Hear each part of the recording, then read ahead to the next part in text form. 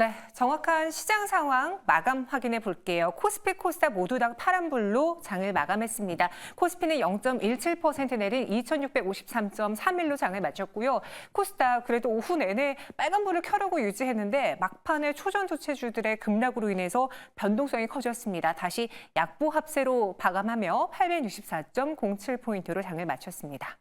오늘 코스닥 시장 안에서의 수급 동향은 어땠을까요? 개인만이 홀로 강한 매수를 보였습니다. 오전장, 오후장 빨간불을 켰을 때에도 개인의 매수가 유독 눈에 띄었는데 2천억 원 넘는 순매수를 보였고요. 반면에 외국인과 기관이 각각 1,100억 원 그리고 700억 원 넘게 매도하면서 지수를 끌어내렸습니다. 업종으로도 보도록 하죠. 오늘 코스닥 시장 안에서는 그래도 2차 전지주들의 강세가 나타나면서 화학 업종이 1.9% 빨간불을 켰고요. 그와 달리 반도체라던가 IT 부품 쪽의 경우에는 소폭의 내림세가 포착을 했습니다. 오늘 화학 안에서 2차 전지 관련주, LF 배터리주들의 오름세도 눈에 띄었는데요. 탑 머티리얼이 20% 넘는 급등 속에 87,700원의 장을 마쳤고요. 첨보와 자이글도 각각 4%, 6%의 오름세로 장을 마쳤습니다. 또 오늘 LFP와 같이 CNT, 도전제 관련주들의 오름세도 눈에 띄었는데 대표적으로 제이오와 나노신소재가 있습니다. 한 리포트에서 탑픽으로 꼽히면서 나노신소재가 무려 27%의 폭등을 보여줬고요. 제이오 역시 15% 넘는 상승을 보였습니다. 한 어떤 리포트가 나왔길래 이 두 종목이 유독 강한 시세를 분출했을지 지금부터 보도록 할게요. 유한타증권의 리포트였습니다. 앞으로 LFP 배터리를 주목해야 된다는 건데요. 이 LFP 배터리는 리튬이온 배터리의 한 종류입니다. 리튬 인산철을 사용하는 배터리고요. 장단점이 명확하게 나뉘어져 있는데 사이클 특성이 우수하고 열적 안정성이 높다라는 점이 큰 장점. 더불어 원재료가가 저렴하기 때문에 전반적인 단가도 낮습니다. 여기에 무독성 인산염 재료를 쓰기 때문에 친환경이라는 평가도 받고 있죠. 반면에 낮은 리튬이온 확산 속도와 낮은 전기 전도도로 인해서 특히나 겨울철에 영하 20도로 내려가게 된다면 이 LFP 배터리의 성능이 급격하게 위축이 됩니다. 저온에서 성능이 저하가 되고 낮은 에너지 밀도도 단점으로 꼽히죠. 그런데 시장에서는 일단 이 장점을 우수하게 보기 때문에 전기차 가격을 낮추기 위해서 LFP 배터리를 많이 채택하고 있어요. 지금 LFP 배터리의 채택이 2024년에 본격적으로 확대될 전망인데요. 추세를 보시면 원래 2020년도의 경우에는 잘 보이진 않지만 LFP 배터리의 점유율이 전체 배터리에서 17%에 불과했습니다. 그런데 2024년의 경우에는 올해의 경우에는 41%까지 그 비중이 늘어날 것으로 보고 있죠. 그리고 이 시장을 굳건하게 잡고 있는 건 중국입니다. 그런데 우리도 이를 가만히 보고 있을 수는 없죠. 그래서 LFP 배터리와 관련해서 더욱더 생산 능력을 확대하고 있는데요. 다음 장 볼까요? LFP 배터리를 그냥 만드는 게 아니라 단점을 보완하면서 만들려고 합니다. 이번 증권가 리포트에서 가장 핵심은 바로 이곳인데요. LFP 배터리의 기술 방향은 앞으로 리튬이온 확산 속도와 전기 전도성을 개선하는 방향으로 가야 되고 에너지 밀도를 향상시켜야 된다. 그러기 위해서는 탄소 코팅과 원소 도핑, SI 음극, 리튬ion 변경 등의 방법이 있는데 이 중에서 탄소 코팅과 SI 음극을 눈여겨봐야 된다는 게 리포트의 핵심이었습니다. 왜냐면요, 지금 리튬ion 변경은 하고 있는 것이기 때문에 크게 변동이 어렵고요. 원소 도핑의 경우에는 중국이 워낙 이 시장을 꽉 잡고 있기 때문에 국내 기업들이 크게 성과를 내기는 어렵기 때문입니다. 그래서 오늘 시장에서는 CNT라는 키워드가 가장 적중을 했습니다. 글로벌 CNT 기업의 경우에 여러 기업들이 있는데 여기 보시면 LG화학, 금호석유, 제이오, 그다음에 나노신소재가 보이죠? 오늘 유한타증권 리포트에서는요, 탑픽으로 나노신소재와 제이오를 선택을 했습니다. 그로 인해 앞서 보신 것처럼 두 자릿수 넘는 폭등이 보여졌죠. 리포트 내용이 좀 어렵긴 했지만 핵심은 그거였습니다.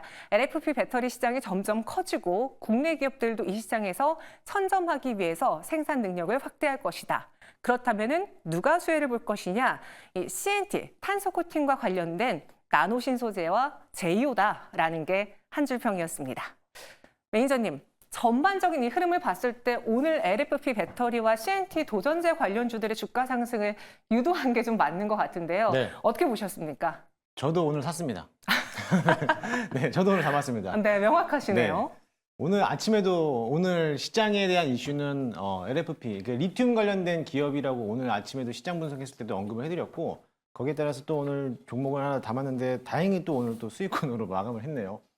일단은 리튬을 좀 보도록 할게요. 정부의 이제 리튬 사용 LFP 관련된 사업 자동차를 만들게 되면은 특히나 중국산 LFP 배터리를 사용했을 때 정부에서 보조금 지급을 좀 하향으로 조정을 시켰습니다. 그러다 보니까는 어느 정도에 대한 악재가 좀 나오면서 주가가 조정을 받는 모습이었고, 그러다 보니까는 대안책이 뭐였냐면은 기업들이 LFP 배터리가 또 이제 조정이 나오다 보니까는 전기차 가격을 하향시켰어요. 그러다 보니까는 결국에는 정부 보조금이 낮다 하더라도 전기차 가격 자체가 싸다 보니까 오히려 전기차에 대한 가격 자체가 메리트가 또 반대적으로 생기는 거 아니냐라는 이런 기대감들도 보여지고요. LFP 배터리가 주목을 받을 수밖에 없던 이유가 첫 번째가 지난주에 4680 배터리, 원통형 배터리가 시장을 좀 끌어갔던 모습이었거든요. 오늘도 역시나 마찬가지로 TCC 스틸이 신고가를 갱신을 했고 후발주로서 동국산업도 원통형 배터리 관련된 종목으로 부각이 되다 보니까는 오늘도 역시나 마찬가지로 장중에 20%가 넘게 급등했는데 배터리 업종들에 대해서 순환매가 돈다라고 하면은 이제는 또 리튬 관련된 LFP 배터리 사업들도 또 한 번 시장에 대해서 주목을 받을 수밖에 없고 2차 전지의 반등인 첫 번째 시점이 에코프로 그룹주였습니다. 지난번에 액면 분할과 또 MSCI 편입되는 이슈 때문에 반등 시점으로 들어왔는데요.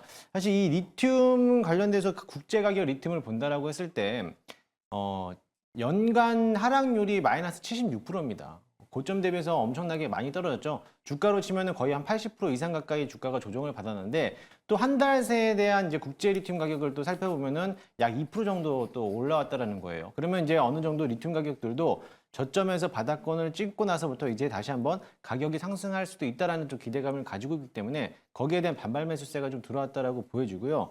오늘도 역시나 마찬가지로 LFP 대장주였던 탑머티리얼이 또 20% 넘게 급등했지만 코스모 화학이라든지 강원 에너지 이런 종목들도 장중에 한번 크게 올라왔기 때문에 이제 2차 전지 소재 부품에 대해서도 LFP가 좀 집중이 된다라고 하면은요 앞으로 이제 시장에서 반등하는 상승으로 추세가 전환되는 시점이라고 보니까는요 이런 기업들도 꾸준하게 관심 있게 보시면 좋을 것 같습니다. 네, 오늘 매수했다라는 말로 우리 매니저님의 의견이 다 압축이 되는 것 같은데요. 네. 시장에서 이제 제이오와 나노신 소재가 좀 크게 올랐습니다. 앞서 말씀드린 것처럼 이제 원소 도핑의 해법의 경우에는 지금 현재 구간 중국이 워낙 이 시장을 꽉 잡고 있기 때문에 뭐 제품 다양성이라던가 차별화 경쟁력을 중국이 갖고 있어 국내 기업이 여기서 성과를 내긴 좀 어렵고요.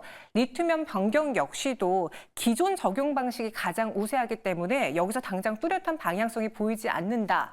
그래서 해법은 탄소 코팅과 SI 음극이라는 걸 이야기했고 특히나 CNT 시장의 경우에는 글로벌 대량 양산 플레이어가 지금 제한되어 있다고 합니다. 그래서 초기 성장 시장이기 때문에 이 시장에서 두각을 보이는 종목을 미리 선점한다면 추후에 큰 수익을 낼 수 있을 것이다라는 게 해법이었어요. 제이오 나노신 소재 차트 보면서 이 종목에 대해서 추가 매수라던가 우리가 추 더 들고 가도 괜찮은지 이상엽 이사님 어떻게 판단하십니까? 네, 나노 신소재랑 오늘 이제 급등을 했는데, 이제 LFP 사용하는 데 있어서 이제 기술적 한계를 보완하기 위해서 이제 나노 신소재랑 제이오가 이제 굉장히 또 핫한 기업이고 정말 필요한 기업인데, 오늘 참 목표가가 굉장히 높은 리포트가 나왔죠. 결론적으로 말씀드리면 나노 신소재랑 제이오 이렇게 오늘 급등하면서 좀 이렇게 장기 이평선을 좀 만나는 또 대량 거래도 물론 필요하죠. 이제 손바뀜도 좀 필요하니까요. 그래서 뭐 단기적으로 급등해서 뭐 내일부터 조금 뭐 하루 이틀 또 이제 쉬어갈 수도 있는 가격권에 그냥 한 번에 올라왔기 때문에 그럴 수도 있겠지만 좀 중기적으로는 계속 관심이 필요하겠고 그래서 나노신소재는 13만 5천 원 전후에서의 물량 소화 과정이 필요하다라는 말씀을 드리겠고요. 제이오는 오늘 장중 고점이 정확하게 200일선을 터치하고 살짝 윗꼬리가 달렸습니다. 그래서 여기 한 28,000원 전후에 물량 소화 과정만 좀 소화된다고 하면 최근에 워낙 2차 전지 관련된 섹터가 강하기 때문에 뭐 단기적으로도 또 추가 상승도 가능하지 않을까. 그래서 저는 뭐 단기 대응보다는 좀 더 뭐 보유 관점에서 좀 말씀드리고 싶습니다. 추가적으로 보유도 괜찮다라고 해주셨습니다. 사실 2차 전지주들의 뭔가 활기를 불어넣어줬던 거 그 스타트는 최근 전해액이었던 것 같은데요. 전해액에 대한 관심이 이제 리튬이라던가 LFP 배터리 또 오늘은 장비주까지 확산됐습니다. 2차 전지주들의 반등 시작됐다고 봐도 그 안에서 순환매가 이루어지고 있다라고 봐도 괜찮은지요. 이상희 부사님 어떻게 전략을 세워볼까요? 네, 2차 전지 많은 분들 좀 생각을 해보셨을 거예요. 엔캠을 중심으로 한 전액 중심이 워낙 강하다 보니까 이와 같은 수급이 또 여러 또 2차 전지 내의 소섹터로 순환되지 않을까 그런 것들이 오늘까지도 이어지고 있고 워낙 오늘 뭐 배터리 장비 쪽도 강하기 때문에 뭐 오늘이 끝이다라고 얘기하기는 어렵고 계속해서 관심이 필요하다고 생각이 듭니다. 그래서 바닥권에 있는 종목군까지 올라오고 있기 때문에 저는 일단 뭐 두 종목을 뽑아봤습니다. 첫 번째는 실리콘 음극재 쪽에서 좀 대표적인 기업이죠. 대주전자 재료 오늘 바닥권에서 한 7% 올라왔는데 워낙 또 이렇게 고점이 낮아지는 흐름이 나왔기 때문에 뭐 단기적으로는 8만 원 전후한 물량 소화 과정은 필요하고 거기를 소화된다고 하면은 일단 뭐 8만 8천 원, 9만 원까지도 뭐 상승할 수 있지 않을까라는 말씀 드리고 싶고요. 두 번째는 탐 머티리얼인데 이제 LF 양극재를 또 이제 개발을 완료했습니다. 그래서 이제 투자도 좀 들어가고 있는 상황인데 오늘 좀 뭐 급등하기 전에 뽑았긴 했지만 일단 8만 원에 안착하는 흐름을 좀 더 좀 확인하고 접근해도 되지 않을까. 그래서 조정 시에 그래도 관심은 필요하지 않을까. 그런 관점에서 뭐 두 개 종목 말씀드립니다. 네, 이렇게 LFP 배터리 그리고 앞으로 눈여겨봐야 될 종목 전해주셨고요. 김흥태 매니저도 앞서 매수했다고 하셨잖아요. 저희 시청자분들이 꾸준히 들고 갈 만한 혹은 지금부터 관심 깊게 봐야 될 만한 2차 전지주 무엇으로 압축해볼까요? 리튬입니다. 리튬이요? 네. 네. 앞서 소개해드렸듯이 리튬 관련된 종목들이 이제 반등하기 시작했고요. 저도 종목을 좀 3개 정도 압축해서 가지고 왔습니다. 첫 번째로는 하이드로 리튬, 그리고 리튬 푸어스, 강원 에너지 이렇게 압축해서 왔는데 차트 한번 보시면은요. 고점에서부터 조정까지 받았던 차트가 동일합니다. 하이드로 리튬을 기준으로 봤을 때 저점까지 내렸을 때가 거의 한 90%, 88% 정도 조정을 받고 있다가 이제 막 반등하기 시작했거든요. 반대로 이제 강원 에너지도 역시나 마찬가지로 오늘 장에서 반등을 들어왔는데 이제 직전 고점을 넘어가려고 하는 자리를 보고 있어요. 어차피 차트상 흐름도가 뭐 대장주가 간다라고 하면 후발주가 다 따라가기 마찬가지인데 강원 에너지가 직전 고점 넘어갈 때 역시나 마찬가지로 하이드로 리튬이라든지 뭐 리튬 포스 역시나 마찬가지로 직전 고점까지 올라갈 수 있으니까요. 지금 자리에서 충분히 저점에서 매수할 기업들이 많다 보니까 리튬 관련된 종목들을 꾸준하게 좀 관심 있게 보시면 좋을 것 같습니다. 네, 알겠습니다. 그리고 오늘 시장에서는 유로모픽 관련주들의 강세도 눈에 띄었습니다. 새로운 테마가 탄생한 걸까요? 네페사크가 상한가로 가면서 36,900원의 종가를 형성했고요. 오픈에지 테크놀로지의 경우에는 8% 상승 속에 32,350원, 그리고 오늘 자람 테크놀로지 역시 유로모픽 관련주로 선택이 됐습니다. 유로모픽이 도대체 무엇이길래 오늘 이 테마가 또 하나 생성이 된 걸까요? 자료 보면서 이야기 나눠보도록 할게요. 유로모픽의 경우에는 인간의 사고 과정과 유사한 방식으로 정보를 처리할 수 있도록 인간의 뇌 신경 구조를 모방해서 만든 반도체 칩입니다. 좀 어렵죠. 그런데 이 뉴로모픽 칩을 삼성전자가 차세대 AI 반도체로 선정하면서 개발하지 않을까라는 시장의 추측이 나오면서 오늘장 관련주들이 오른 겁니다. 하버드 한국인 최연소 함돈희 교수가 삼성의 SAIT 부원장에 선임이 됐기 때문인데요. 이분 함돈희 교수라는 분은요, 지난 2021년에 삼성전자와 하버드대가 같이 뇌를 닮은 뉴로모픽 반도체 논문 네이처를 기재한 이력이 있기 때문에 함돈희 교수가 부원장에 선임이 돼? 그럼 당시에 삼성전자와 하버드대가 손잡고 다뤘던 게 바로 뉴로모픽인데 삼성전자가 이 뉴로모픽이라는 칩, 이 시장을 선점하려고 하는 거 아닐까라는 추측으로 이어졌습니다. 그래서 오늘 앞서 봤던 뭐 네페사크라던가 오픈에지 테크놀로지가 관련주로 꼽혔는데 매니저님 네. 봐도 모르겠어요. 그래서 저 이 차트의 경우에는 이 그림의 경우에는 과감히 패스하고 네. 도대체 뉴로모픽 칩이라는 게 하나의 테마로 형성될 수 있는지 네. 어떤 종목이 그 안에 있는지를 직접 소개해 주세요. 저도 봐도 모르겠습니다. 워낙에 이 테마성이 네. 군집성이 많다 보니까는 오늘은 뭐 이쪽 AI 칩, 오늘은 온 디바이스, 오늘은 온 센서, 뭐 이미지, 뭐 이런 종목들이 워낙에 많다 보니까는요. 사실 그냥 큰 틀에서 놓고 봤을 때 그냥 AI에 집중하시면 된다라고 보시면 될 것 같아요. 반도체라든지 로봇이라든지 의료용 기기라든지 마찬가지 자율주행도 역시나 마찬가지로 AI가 이제 들어갈 전복될 거로도 보이기 때문에 그와 관련주로서 네페스아크가 관련주로서 부각이 되면서 오늘 상한가를 들어갔는데 저도 이 정도로 가야 될 것인가라고 하는 의문점이 좀 들 정도로 너무 수급이 좀 세게 들어왔다라고 봅니다. 사실 지난 주말에 AI 소라가 이제 발표가 되면서 관련된 종목들이 또 부각을 일으켰단 말이에요. 그러면서 이제 결론적으로는 AI 큰 틀 안에서 어떤 게 또 사람이고 어떤 게 로봇인지 알 수도 없을 정도에 대한 테마들이 많이들 소부적으로 이제 세부적으로 나오고 있는데 그렇게 봤을 때 이번에 삼성전자에서 이제 한 번 더 이제 뉴로모픽이라는 이제 칩을 또 이번에도 개발을 하겠다라는 거에 대한 포부를 밝히면서 주가를 끌어올렸는데 당분간 테마 자체가 형성되기 때문에 이 집단군이 움직인다라고 하면은 네페스아크가 올라가면 당연히 네페스가 따라가겠죠. 관련된 업종이 아닌데도 불구하고 같은 맥락 같은 회사에 대한 이제 자회사 모회사로 엮여 있다 보니까는 같이 갈 수밖에 없는 거고 오픈 엣지 테크놀로지가 간다라고 하면 역시나 마찬가지로 챗GPT 관련된 종목들이 또 따라갈 수밖에 없습니다. 그렇게 된다라고 하면 또 역시나 마찬가지로 폴라리스 오피스라든지 또 반도체 관련된 종목들도 같이 수급적으로 올라갈 수밖에 없으니까요. 그냥 어떤 테마가 중점이다고 보지 마시고 큰 틀 안에서 AI라고 픽해놓고 종목을 고르시는 게 좋을 것 같습니다. 네, 딱 이 테마에만 국한되어 있지 말고 반도체 AI라는 키워드에 집중해보자라고 조금 더 넓혀드렸습니다. 그럼 넥스 정면 돌파, 정연 돌파 어떤 종목으로 시가 공략주를 세워볼까요? 먼저 이상엽 이사의 내일장 관심주 공개해 주시죠. 네, 저는 인텍 플러스를 뽑았습니다. 일단 중요한 것부터 말씀을 드리면 어제 거래량이 한 300만 주 가까이 터졌는데 이 거래량이 2021년에 한 3년 만에 터진 거래량입니다. 그래서 바닥권에서 거래량이 터진다는 거, 이평선이 수렴한 자리에서 굉장히 중요한 부분이죠. 그래서 오늘도 한 2% 상승하는 모습인데 앞으로도 조금 계속 관심이 필요한 것 같다는 말씀을 드리겠고요. 최근에 시장에서의 관심은 SK 하이닉스랑 그 HBM 모듈 검사 장비 관련된 협업 기대감이 굉장히 큰 것 같습니다. 그게 이제 어제부터 좀 더 이제 시장에서 많은 좀 반응을 받는 것 같고, 그리고 또 SK 하이닉스 같은 경우는 최근에 이제 TSMC와의 동맹까지 연결 그런 기대감이 있다 보니까 그러면 인텍 플러스가 좀 연결될 수도 있겠다. 그런 부분이 앞으로도 그래서 단기 모멘텀은 아니다라는 말씀을 드리겠고, 머신 비전 기술을 보유하고 있거든요. 그래서 2D나 3D 자동회관 검사 장비나 또 모듈을 이제 뭐 개발하고 이제 판매하고 있는데 중요한 게 수주 잔고가 그 매출액이 최대였을 때가 2022년이었는데 그때보다 수주 잔고가 높다는 거. 그러면 실적도 올해 기대해 볼 수 있겠구나.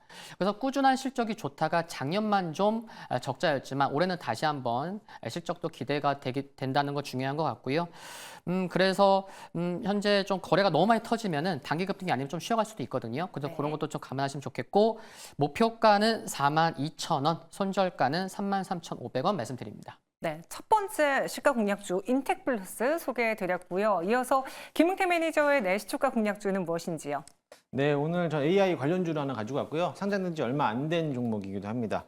SP 소프트라는 종목을 가지고 왔는데요. 동사는 클라우드 기반의 AI 솔루션 기업이기도 합니다.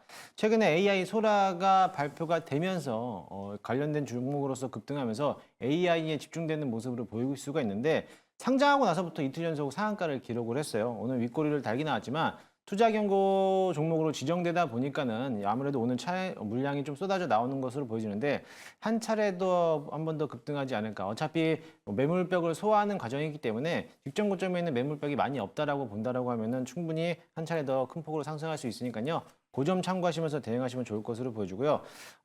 목표가는 2만 원, 전고점 부근까지 한번 올라가는 거 체크 한번 해보도록 하겠습니다. 손절가 라인은 저점 부분인 13,000원까지 보시면 좋을 것 같습니다. 네, 유튜브 무료 방송도 있으신가요? 네, 오늘 4시에 장마감 무료 방송을 진행할 거고요. 너튜브에서 김은태 검색하시면 참여가 가능하고 오늘에 대한 시장 분석과 리튬 관련된 종목들을 통해서 좀 더 세부적으로 설명드리도록 할 테니까요. 잠시 후 많은 참석 바라도록 하겠습니다. 네, 알겠습니다. 두 분은 여기서 인사드리도록 할게요. 오늘 설명 고맙습니다. 감사합니다.